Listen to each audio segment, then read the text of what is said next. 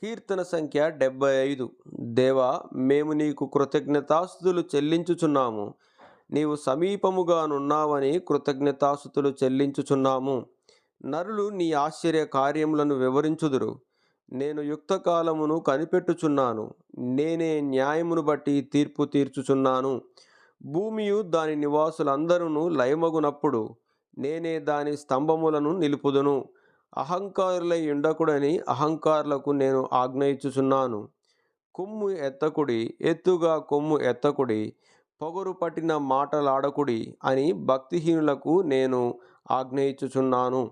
తూర్పు నుండి అయినను, పడమటి నుండి అయినను, అరణ్యము నుండి అయినను హెచ్చు కలగదు.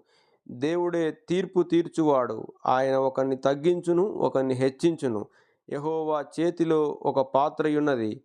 అందులోని ద్రాక్షారసము పొంగుచున్నది. అది సంభారముతో నిండియున్నది. ఆయన దానిలోనిది పోయుచున్నాడు. భూమి మీదనున్న భక్తిహీనులందరూ మడ్డితో కూడా దానిని పీల్చి మింగివేయవలెను. నేనైతే నిత్యము ఆయన స్తుతిని ప్రచురము చేయుదును. యాకోబు దేవుణ్ణి నేను నిత్యము కీర్తించెదను. భక్తిహీనుల కొమ్ములనన్నిటినీ నేను విరగగొట్టుదును.